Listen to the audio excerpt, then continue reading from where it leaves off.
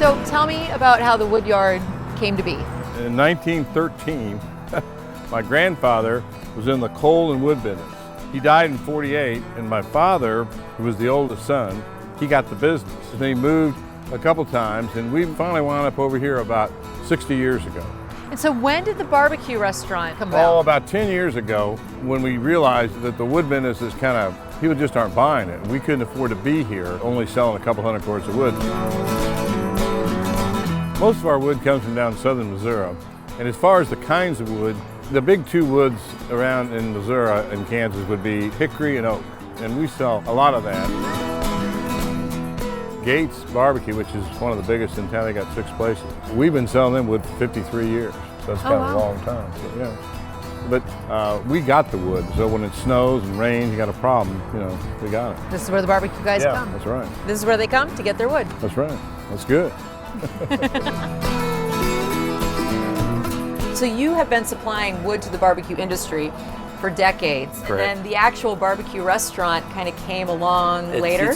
When my uncle had it back in the 50s and 60s, he'd cook on the weekends for his help. And also to entice customers here to try this, buy some wood. And it just kind of caught on, and over the years just changed and evolved. And still have the wood business. Yeah, anybody could come in wanting to buy some wood, we can send them down there. If they want to buy some barbecue, they can come back up here, That's awesome.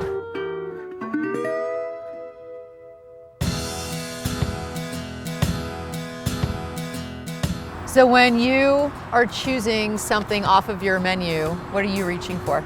I like the ribs, I guess, the best. A couple Saturdays ago, we sold 176 slabs of ribs. Wow. So we're busy, About 3 or 4 years ago, we had some hamburger left. We made chili and we put some burn-ins on it. And that's really good. It's really getting popular. We sell chili, in the middle of the summer. But I think, the ribs to me are probably the best thing. And number 2 would be the wings. We do about 150 wings a day. We usually run out. How did you start to really learn the art of barbecue? Because it's deceptively simple. It's meat and smoke and heat and time, but you have to really understand how all those elements, come together to be able to produce great barbecue. Well, I grew up with it. My father, God rest his soul, I remember him out in the driveway back in the 60s doing it, and like people in Sweden all know how to ski. The people in Kansas City all basically know how to barbecue. It's just kind of hardwired in our DNA, so to speak.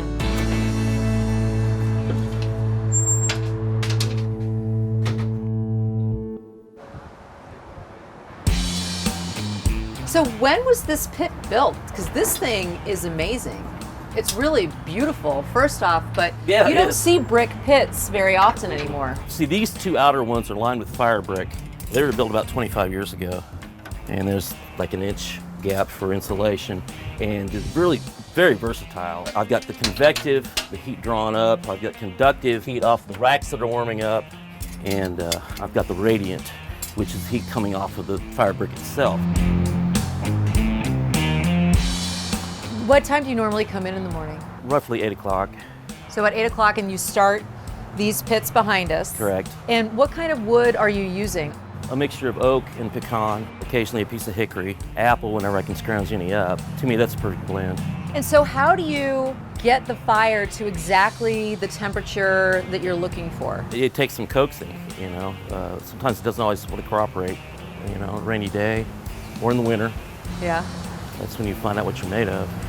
Because the fire must go on. We've got to get things up to operating temp so that we can proceed with the process of smoking all meats. What you're shooting for is a steady, moderate temp, nice and easy. Don't overthink it, and don't get in a hurry. It just has to happen on its own. In a lot of barbecue restaurants, the meat will almost be on a kind of a rotisserie, but it sounds like you're manually moving everything around. Correct. And kind of like using your senses to know when and where to move everything. Oh, absolutely. If I had to think about it, I probably couldn't do it. It's just a process that happens, and you just kind of throw yourself in with it, and it flows. So do you have a favorite? You can't beat a good piece of beef, and with what we're doing here, just a little bit of salt is all it needs. We've got some of the best meat in the world here. We try to cook just enough so we're on the verge of running out continuously to keep it fresh, and that's the hard part. So on your ribs, obviously you have a dry rub, Right. It's a turmeric-based rub. We haven't messed with the recipe. It's perfect. Rubs tend to be more paprika based, at least in the Memphis area. So having a turmeric based rub, isn't that kind of? It's pretty unique. Yeah, absolutely. Turmeric has a lot of health benefits too. They've come to find recently. Well, so barbecue's good for you. Yeah, ours is at least.